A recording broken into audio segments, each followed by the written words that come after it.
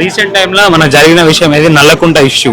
మామూలుగా భర్త భార్యని అనుమానంతో పెట్రోల్ పోసి అంటించదామని ఆ యత్నానికి పాల్పడ్డాడు. అదే విధంగా ఆ భార్య కూడా చనిపోవడం జరిగింది.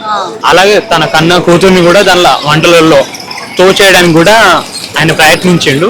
బట్ ఆ పాప బయటకు వచ్చి అరిచేసరికి వాళ్ళని వదిలిపెట్టి వెళ్ళడం జరిగింది. దీనిపై ఇట్లాంటి దారుణాలు ఇంకా జరుగుతున్నాయి అనుమానం అనే నెపంతో. దీనిపై మీ స్పందన? ఇప్పుడు తమ్ముడు నేను ఒకటి చెప్తున్నాను, ప్రతి చోట ఇదే పరిస్థితి. భార్య మీద అనుమానంతో భర్త హత్య చేశాడనడం, భార్య మీద అనుమానంతో భర్త ఊరేసి చంపాడు, భార్య మీద అనుమానంతో భర్త బావిలో తోసి చంపాడు, అన్నీ వింటున్నాము. కానీ ఆడవాళ్ళకి అనుమానం ఉంటే ఒక రకంగా ఉంటుంది, కానీ మగవాడికి అనుమానం ఉంది చూసారా, అది పెద్ద రోగం. అది ఆ మగవాడికి అనుమానం ఉన్నప్పుడు అది పెద్ద రోగము. కానీ అనుమానం అనేది భార్య మీద రావద్దు. సరే మీరు వచ్చింది గొడవల్లో పిల్లల జీవితాలు నాశనం అయిపోతున్నాయి కదా. ఇద్దరు పిల్లలకు బాబు వచ్చేసి 8 years, పాప వచ్చేసి 6 years. వాళ్ళిద్దరు, ఆ పాప తనకు పుట్టలేదని ఆ అనుమానంతో వేరే వాళ్ళకి పుట్టింది అని చెప్పి ఆ ఒక్క టాపిక్ పైన ఆమెను చంపడానికి పాల్పడ్డాడు, చంపేసి.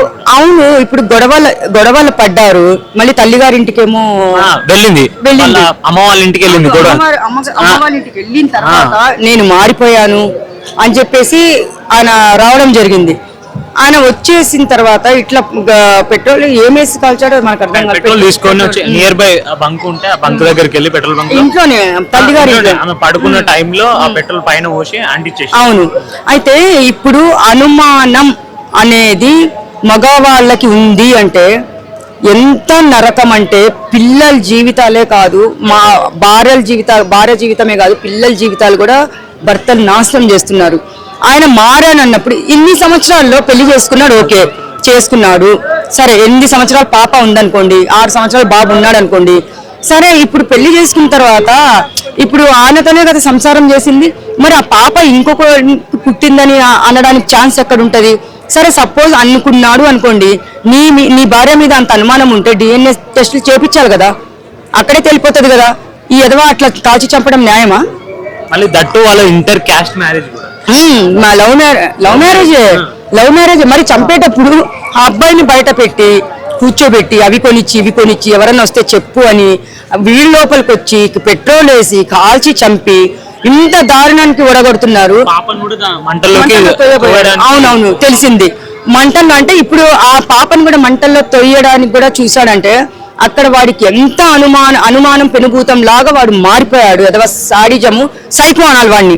అంటే ఆ అమ్మాయి ఎవరికో పుట్టిందని ఆ అనుమానంతో ఆ పిల్లని కూడా మంటల్లో వేయబోయాడే. ఇంకా ఎక్కడికి పోతుంది సమాజం? వాడికి పుట్టలేదా? మరి అబ్బాయి చిన్నోడు, పాప పెద్దది, అది ఎలా ఛాన్స్? మరి వెళ్ళి అంత అనుమానం ఉంటే నువ్వు DNA టెస్ట్లో చేపించాల్సింది. నువ్వు భార్యను చంపే అధికారం నీకు ఎట్లా ఇచ్చింది? ఉంటారు కొంతమంది ఎదవలు. నేను ప్రతి ఒక్క వీడియోలో నేను మాట్లాడుతున్నాను తమ్ముడు, ఏంటంటే మీరు ఆడవాళ్ళు ఆది పరాశక్తి లాగా ప్రతి ఒక్క సమస్య ఎదుర్కోవాలి. వాళ్ళు మన మీద ఫైర్ అయినప్పుడు మనం తిరగబడి ఫైర్ అవ్వాలి. మన ప్రాణాలు మనమే కాపాడుకోవాలని మొత్తుకొని మాట్లాడి ఈ రోజు నా గొంతు కూడా మూగబోయేలాగుంది. ప్రతి ఒక్క ఆడపిల్లలకి నేను ధైర్యాన్ని నింపుతున్నాను. మరీ ఇంకా దారుణాలు జరుగుతున్నాయంటే ఇది చాలా చాలా, ఇది ఎంతవరకు కరెక్ట్? అలా చేయడం కరెక్టేనా? అతని అనుమానంతో నిండు ప్రాణాన్ని తీసుకోవడం అయితే చాలా తప్పు తమ్ముడు. అది కాకుండా అది ఆ అమ్మాయిని కూడా చంపబోయాడు చూడు. ఆ అమ్మాయి ఎవరికో పుట్టిందని చెప్పేసి వాడు చెప్పి ఆ పిల్ల ప్రాణం తీయబోయాడు చూడు. వాడికి ఎలాంటి శిక్ష వేయాలి కదా? శిక్ష కాదు, అరెస్ట్ చేసి పోలీసులకి నేను ఒకటే చెప్తున్నాను, వితిన్ 6 hours లో తెలంగాణ పోలీస్ రియాక్ట్ అయ్యి హంతకుడిని పట్టుకోవడం అయితే జరిగింది. తెలంగాణ పోలీస్ అంటే రియాక్షన్ ఎట్లుందని నాకు మన తెలంగాణ పోలీసులు అన్నిట్లో ఫస్ట్ ఉంటారు కాబట్టి వాళ్ళు ఏంటో చేసి చూపిస్తారు కాబట్టి మనం ప్రతి ఒక్కటి మన తెలంగాణ పోలీసులు గర్వంగా చెప్పుకుంటూ ఉంటాను నేను.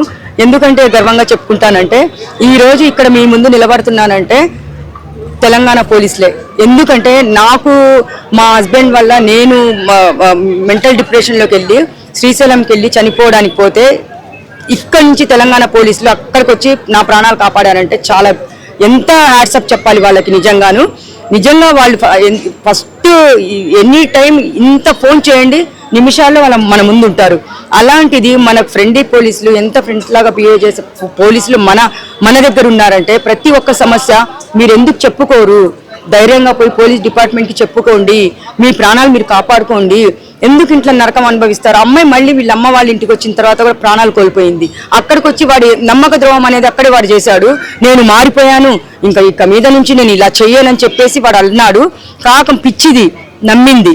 ఎందుకు నమ్మిందంటే ఇంకా కాసేపేలే నీ ప్రాణాలు అని చెప్పేసి వాడు నమ్మక ద్రోహం చేసి చంపాడు. వాడిని ఎట్లా అంటే మేపద్దండి, అరెస్ట్ చేయండి. మన పోలీసులకి డిపార్ట్మెంట్కి వాట్సాప్ చెప్పాలి, వెంటనే అరెస్ట్ చేశారు కాబట్టి పోలీస్ డిపార్ట్మెంట్కి ఒకటే చెప్తాను, ఇలాంటి వాళ్ళకి ఏం చేయాలంటే ఎలా మంటల్లో పెట్రోల్ వేసి తగలబెట్టారో అలాగే తగలబెడితే బాగుంటుంది. అలాంటప్పుడు అలాంటి తగలబెట్టిన రోజులు ఇలాంటి శిక్షలు వస్తే మాత్రము కొంతమంది అయినా బతుకుతారు. లేదంటే ఇంకా 1/2 అంటే ఇంకా ఒకటొకటి పోతూనే ఉండాలి ప్రాణాలు. అక్కడ ఏం ప్రాణాలు దక్కవు.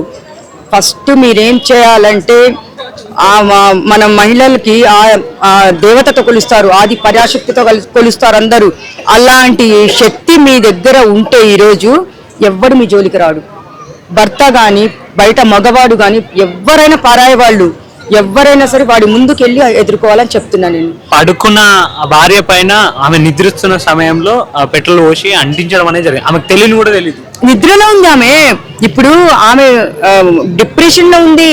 భర్తతో ఇట్లా గొడవలు పడి నాకు వద్దు అని జీవితం పిల్లల్ని తీసుకొని వచ్చింది. కానీ నువ్వు మళ్ళీ ఫాలో అయ్యేసి నేను మారాను అని చెప్పేసి నువ్వు ఇక్కడికి వచ్చి మంచి నిద్రలో ఉన్నప్పుడు చంపడం ఏంది? దొంగ దెబ్బ అది.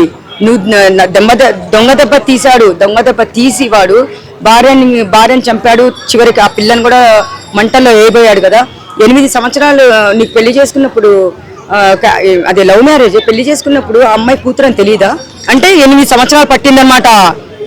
ఎవరికో పుట్టిందని చెప్పడానికి 8 సంవత్సరాలు పట్టింది నా కొడుక్కి. అక్కడ పాయింట్ పట్టుకోండి మీరు. అంటే పుట్టినప్పుడు నువ్వు పుట్టిన వెంటనే నువ్వు అడగాలి. పోనీ సంవత్సరం తర్వాత అడుగు నాకు పుట్టలేదని. 8 సంవత్సరాల తర్వాత నువ్వు నాకు పుట్టలేదా అమ్మాయి అని కూతురు నువ్వు ఎలా అంటున్నారా నా కొడుక? 1 సంవత్సరం తర్వాత అడుగు. అంత మాత్రం బుద్ధి లేదా? అది చెప్తున్నా నేను. అంటే ఇలాంటి వాళ్ళకు ఎలాంటి శిక్షలు రావాలని? శిక్షలు వస్తున్నాయి అయ్యా, వస్తున్నాయి. అరెస్ట్ చేస్తున్నారు, బాగా 3 పూట్ల తిండి పెడుతున్నారు. వదలడం కాదు. ఇప్పటి నుంచి 2020 నుంచే మనకు స్టార్ట్ అయిపోయింది దారుణాలు. అక్కడి నుంచి స్టార్ట్ అయిపోయింది, కరోనా దగ్గర నుంచే. కానీ ఇప్పటి నుంచి నేనేం చెప్తున్నానంటే, వెంటనే వాడు ఇట్లా చేసిన వెంటనే తప్పు చేసినప్పుడు మేపకండి. బెయిల్ కాదు, ఇవన్నీ వద్దు.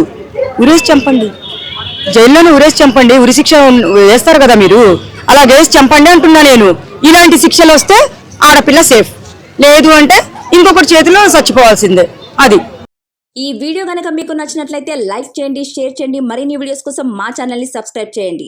మీ అభిప్రాయాలు మాకు కామెంట్స్ రూపంలో చెప్పండి. మరిన్ని వీడియోస్ కోసం మా ఛానల్ని సబ్స్క్రైబ్ చేయండి.